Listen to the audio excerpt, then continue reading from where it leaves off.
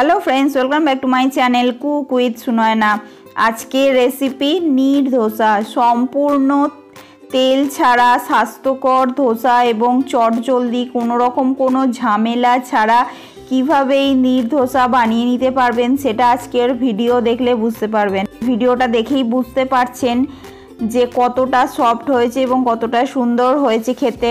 সাথে কিন্তু রয়েছে বাদাম টমেটোর চাটনি, এটাও কিভাবে বানাতে হয় খুব চটজলদি সেটাও এই আজকের ভিডিওর মধ্যে আপনারা দেখতে পারবেন।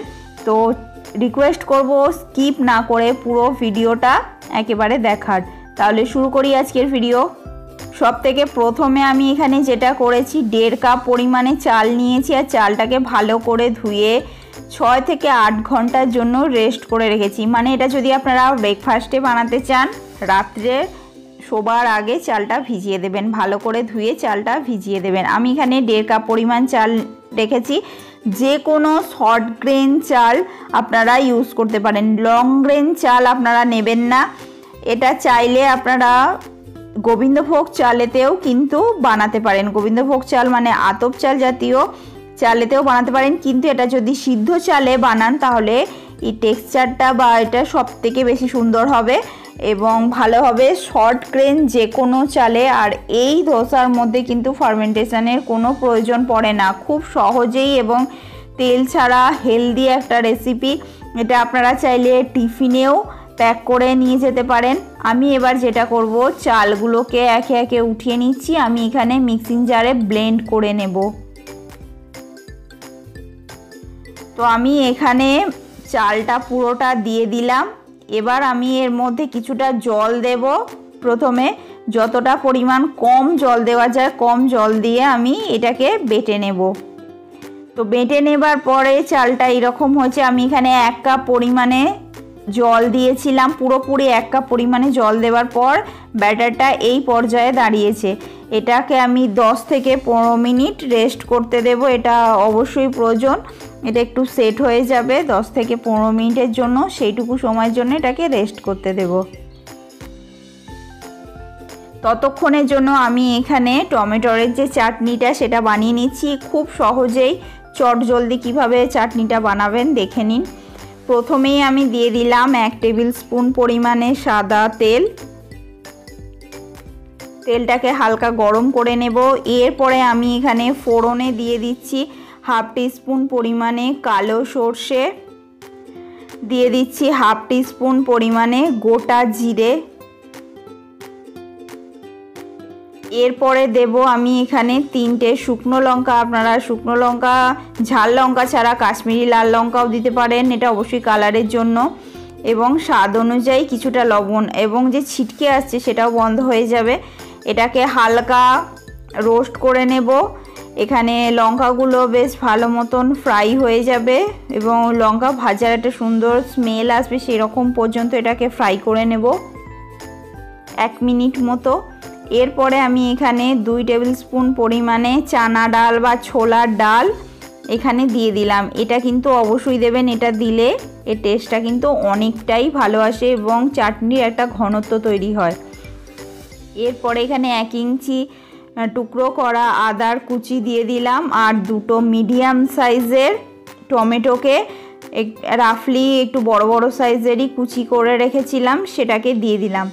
আপনারা চাইলে টমেটোর সঙ্গে যারা পেঁয়াজ রসুন খান এর সঙ্গে কয়েকটা 3 থেকে 4টে রসুনের কোয়া এবং একটা মিডিয়াম সাইজের পেঁয়াজকে বা 2টো মিডিয়াম সাইজের পেঁয়াজকে টুকরো করেও এই সময় দিয়ে দিতে পারেন, কিন্তু আমি এটা সম্পূর্ণ নিরামিষ পদ্ধতিতে বানাচ্ছি, এখানে পেঁয়াজ এবং রসুনের ব্যবহার আমি করিনি।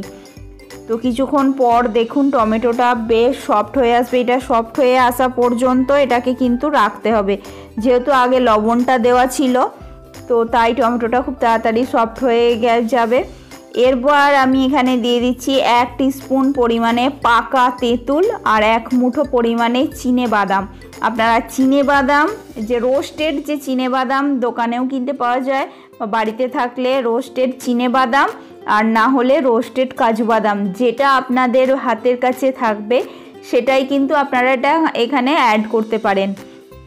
অবশ্যই রোস্ট করে দেবেন, তাহলে কিন্তু এর স্বাদটা অনেকটাই ভালো হবে, চাটনির যে ফ্লেভারটা। তো ভালো করে মিশিয়ে নিলাম। আর তেঁতুল যদি অপছন্দ করে থাকেন বা হাতের কাছে তেঁতুল না থেকে থাকে তাহলে একটা গোটা পাতিলেবুর রস কিন্তু এখানে অ্যাড করতে পারেন, তাহলেও টক ফ্লেভারটা চলে আসবে। তো সব কিছুকে আরেকবার ভালো করে মিশিয়ে নিলাম, সুন্দরভাবে এটা রেডি হয়ে গেছে। এবার যেটা করব, এটাকে হালকা একটু ঠান্ডা করে নেব, নিয়ে এটাকে মিক্সিতে ব্লেন্ড করে নেব, একদম স্মুথভাবে মিক্সিতে ব্লেন্ড করে নেব। তো ব্লেন্ড করে নেবার পর টেক্সচারটা দেখতেই পাচ্ছেন, জল যতটা কম পারবেন কম দিয়ে এটাকে চাটনিটা বানানোর চেষ্টা করবেন, নাহলে অনেকটাই পাতলা হয়ে যাবে। তো আমাদের চাটনিটা রেডি হয়ে গেছে। এবার আমি এর একটা তড়কা বানিয়ে নেব। আবারও কড়ার মধ্যে 1 টিস্পুন পরিমাণে সাদা তেল দিয়ে দিচ্ছি, খুবই অল্প পরিমাণে দিতে হবে। এবার এখানে আবারও 1/2 টিস্পুন পরিমাণে কালো সর্ষে দিয়ে দিলাম। এখানে শুকনো লঙ্কা দিয়ে দিচ্ছি, একটা লঙ্কাকে একটু ফাটিয়ে দিচ্ছি, আর একটা লঙ্কাকে আমি গোটা দিয়েছি। আর এখানে বিউলির ডাল বা উড়ার ডাল যেটা বলে সেটা 1 টিস্পুন পরিমাণে দিলাম এটার। আর দিয়ে দেব হিং 1 পিঞ্চ পরিমাণে, যেহেতু আমি এখানে পেঁয়াজের ব্যবহার করিনি, অবশ্যই হিংটা দেবেন, এর স্বাদটা অনেকটাই ভালো আসে। আর শেষে দিয়ে দিলাম কারি পাতা 2টো ব্রাঞ্চ, বা আপনারা আরেকটু বেশি থাকলে সেটাও দিতে পারেন। সব কিছুকে ভালো করে মিশিয়ে নিলাম, আমাদের তড়কা রেডি। এবার আমি এটাকে এই চাটনিতে ওপর থেকে ঢেলে দেব এবং মিশিয়ে দেব। চাটনিটা রেডি করতে করতে আমাদের এদিকে যে চাল বাটা যেটা ছিল সেটা রেস্ট করানো হয়ে গেছে। ধোসাটা বানিয়ে নিয়ে আমি গরম গরম ধোসার সঙ্গে চাটনিটা সার্ভ করব। এবার আসি এখানে চালের ব্যাটারের মধ্যে। এই চালের ব্যাটারটা অনেকটাই ঘন, এর মধ্যে অনেকটাই জল মেশাতে হবে। তো আমার এখানে বোলটা যেহেতু ছোট, তাই এখানে অন্য আরেকটি বোল নিয়ে নিচ্ছি। সেই বোলের মধ্যেই মেজারিং কাপ দিয়েই আমি ব্যাটার নেব এবং জল মেশাবো। তো এই মেজারিং কাপেরই 1.5 কাপ পরিমাণে চাল আমি নিয়েছিলাম। এবার আমি এখানে দেখিয়ে দিচ্ছি আপনাদের, 1 কাপ পরিমাণে ব্যাটার নিলাম, আরও 1 কাপ, 2 কাপ পরিমাণে ব্যাটার আমি এখানে নিলাম। আর এখানে 1 কাপ পরিমাণে জল আমি মিশিয়ে নিচ্ছি, তার মানে 2 কাপ ব্যাটারের জন্য 1 কাপ জল আমি ব্যবহার করলাম। এটা যদি শুকনো চালের গুঁড়ো হয় তাহলে 1 কাপ চাল গুঁড়োর জন্য 2 কাপ জল মেশাবেন, আর যদি চাল বাটা হয় তাহলে 1 কাপ চালের জন্য 1.5 কাপ জল মেশাবেন। এই হলো রেশিও। তো আপনারা এই যে ঘনত্বটা আশা করি বুঝতেই পাচ্ছেন কতটা পাতলা হয়েছে। এই রকম পাতলা করে যদি এটা বানান তাহলে কিন্তু ধোসাগুলো সুন্দর হবে। জাস্ট কোটিংটা হচ্ছে, আপনারা এই হাতার পিছন দিকটা নিশ্চয়ই বুঝতেই পাচ্ছেন কতটা পাতলা হয়েছে। ধোসাগুলো খুব সফট হবে এবং সুন্দরভাবে পাতলা হবে, সফট হবে, এই রকমভাবে ঘনত্বটা ঠিক রাখলে।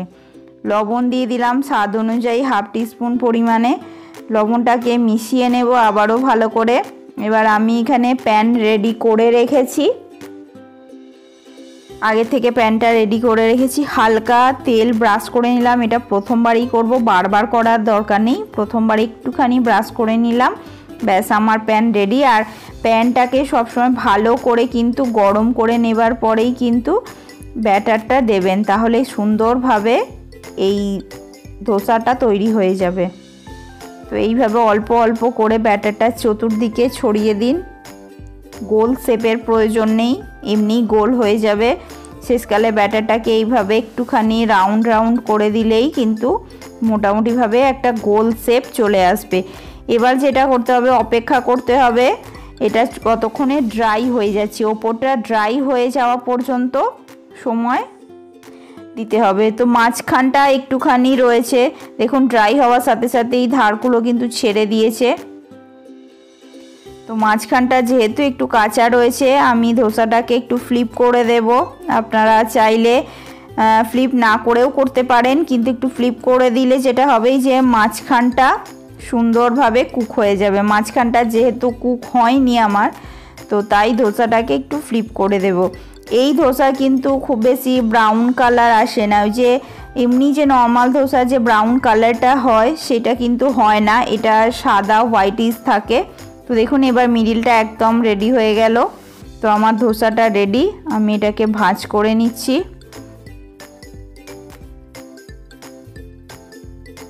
উঠিয়ে নিচ্ছি। ধোসাটা দেখে বুঝতেই পাচ্ছেন আরও একটি ধোসা আমি আপনাদের সামনে বানিয়ে নিচ্ছি। এখানে চাইলে তেল ব্রাশ করতে পারেন বা না করলেও হবে, একেবারে খুব সামান্য কয়েকবার করার পরে কিন্তু তেল ব্রাশ না করলেও ধোসাটা সুন্দরভাবে ছেড়ে আসবে। যতবার বানাবেন ততবার একটুখানি ব্যাটারটাকে নাড়াচাড়া করে নেবেন, না হলে যেটা হবে ওপর থেকে জলটা চলে আসবে আর নিচে চালের দানাগুলো রয়ে যাবে। তো যতবারই ব্যাটারটা নেবেন একটুখানি মিশিয়ে নেবেন, এবার পরে কিন্তু ব্যাটারটা এইভাবে চাটুর মধ্যে দেবেন। তো দেখতেই পাচ্ছেন কত সহজে বানানো যাবে। একটা গোল করার বা সেরকমভাবে শেপ দেবার বিশেষ প্রয়োজন নেই, যখনই ধারগুলো শুকিয়ে যাবে তখনই ছেড়ে আসবে। মিডিলটা একটুখানি রয়েছে, তো আমি আবারও ফ্লিপ করে দেব।